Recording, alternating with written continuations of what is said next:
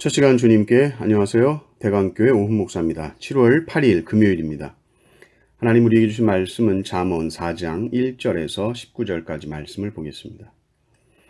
아들들아 아비의 훈계를 들으며 명철을 얻기에 주의하라. 내가 선한 도리를 너희에게 전하노니 내 법을 떠나지 말라. 나도 내 아버지에게 아들이었으며 내 어머니 보기에 유약한 외아들이었노라. 아버지가 내게 가르쳐 이르기를 내 말을 내 마음에 두라. 내 명령을 지키라. 그리하면 살리라. 지혜를 얻으며 명철을 얻으라.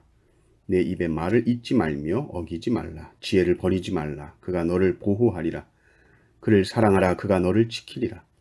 지혜가 제일이니 지혜를 얻으라. 내가 얻은 모든 것을 가지고 명철을 얻을지니라.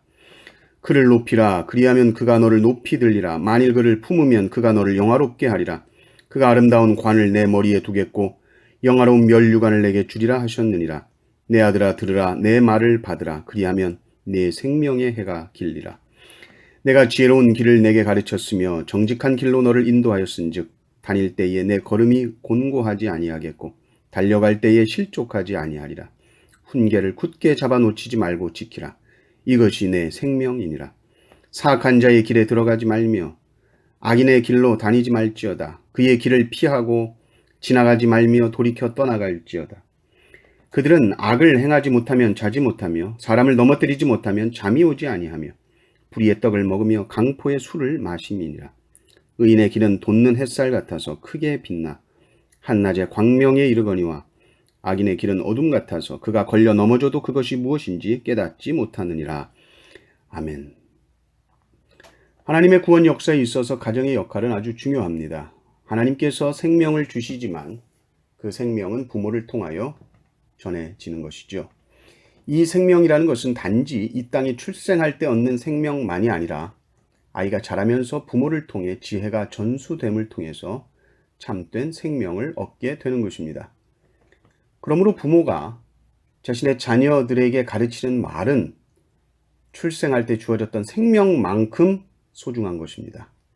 그 지혜의 말씀에 순종하며 살 때에 그 자녀는 참된 생명의 길을 걸어가게 되는 것이죠. 그래서 다윗은 솔로몬에게 이것을 아주 철두철미하게 가르쳤던 것 같습니다. 지혜가 답이다. 지혜가 너를 보호하고 지혜가 너를 지키니까 지혜를 버리지 말고 지혜를 사랑해라. 6절이 그거죠. 지혜가 제일 중요하다. 지혜가 제일이니 지혜를 얻어야 된다. 7절 말씀. 그렇게 가르칩니다. 그래서 솔로몬이 1000번제를 드리고 하나님께서 나타나셔서 무엇을 원하는가 했을 때에 무엇을 구합니까? 지혜를 구하죠. 물론 솔로몬이 직접적으로 지혜라는 단어를 쓰지 않지만 듣는 마음을 구했다라고 나와 있습니다. 그런데 솔로몬이 그렇게 구했을 때 하나님께서는 오 그래 네가 지혜를 구했구나 하시고는 지혜롭고 총명한 마음을 주십니다. 지혜를 주시면 그 속에 다 들어있으니까. 지혜를 주시면 그 속에 듣는 마음도 다 들어있습니다. 잘 경청할 수 있게 되는 것, 지혜를 통하여 가능한 것이죠. 그래서 지혜가 제일이다 라고 말하는 것입니다. 우리도 하나님께서 지금 우리에게 나타나셔서 나에게 소원을 물으신다면 솔로몬처럼 지혜라고 말할 수 있을까요? 우리는 우리의 입에서 대번에 어떤 요구가 튀어나오겠습니까? 지혜를 구하시기 바랍니다. 지혜는 모든 것을 얻을 수 있는 것이 바로 지혜입니다. 그래서 지혜를 따라가라. 지혜를 따라가라. 그런데 인생이 참 어리석은 것이 지혜를 따라가지 않습니다. 뭔가 대박이 났다 그러면 그쪽으로 확 쏠려가고요. 뭐가 좋더라 그러면 그걸로 확 쏠려가. 또 친한 친구나 지인이 뭐라고 하면 그 말에 확 쓸려갑니다. 사람들은 친한 친구나 지인들이 자신을 잘못 인도할 수 있다는 사실을 받아들이기 힘들어해요. 그런데 실제로 주위에서 그런 일들이 많이 일어나죠. 뒤늦게 후회하는 경우도 많이 보게 됩니다. 아이들도 자랄 때 보면 친구들의 말과 행동이 자신에게 절대 진리처럼 다가올 때가 있죠. 친구랑 잘 지내는 것은 좋은 일이지만 친구가 자신을 잘못된 일로 이끌 수 있다는 그 사실도 알고 있어야 됩니다. 지혜로운 사람은 친구를 따라가는 것이 아니라 지혜를 따라가고 함께 그 지혜를 추구하도록 인도하는 사람입니다. 지혜로운 사람은 악한 길이 뭔지 압니다. 지혜로운 사람은 사악한 자의 길을 분별해냅니다. 그리고 돌이켜서 떠나는 것이죠. 뭘 해야 하고 뭘 하지 말아야 할지 분명하고 환하게 보입니다. 우리가 찬송에도 그런 게 있잖아요. 예수 따라가며 복음 순종하면 우리 행할 길 환하겠네. 그죠? 우리 행할 길이 환한데 그것은 하나님 말씀에 순종하면서 따라갈 때 우리가 뭘 하고 하지 말아야 될지는 환합니다. 항상 빛 가운데 걸어가죠. 보입니다. 압니다. 그래서 걸려 넘어질 일이 없습니다.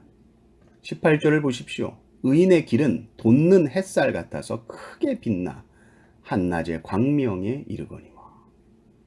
이 특별한 표현은 돋는 햇살. 돋는 햇살은 점점점 더 밝아집니다.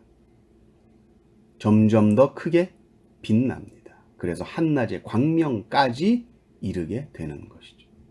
우리는 빛인데 그냥 빛이다 끝이 아니라 그 빛이 점점 더 밝게 빛나는 빛이 된다는 것이죠. 이것은 성도의 거룩한 삶, 성도의 이 성화의 삶을 우리에게 보여주는 것입니다. 그러나 반대로 악인의 길은 어떻죠? 어둡습니다. 그래서 걸려 넘어지죠. 19절에 보면 악인의 길은 어둠 같아서 그가 걸려 넘어져도 그것이 무엇인지 깨닫지 못하느니라.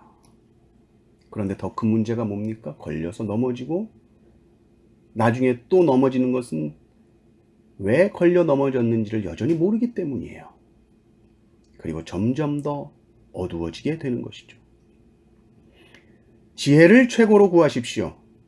하나님께서 우리에게 뭘 주실까 하실 때에 지혜를 달라고 구하십시오. 그것은 하나님의 말씀을 통해서 우리에게 전해지는 것입니다. 날마다 지혜를 구하며 돋는 햇살같이 밝히 보고 걸어가는 오늘 하루 되시기를 주님의 이름으로 축원합니다. 아멘.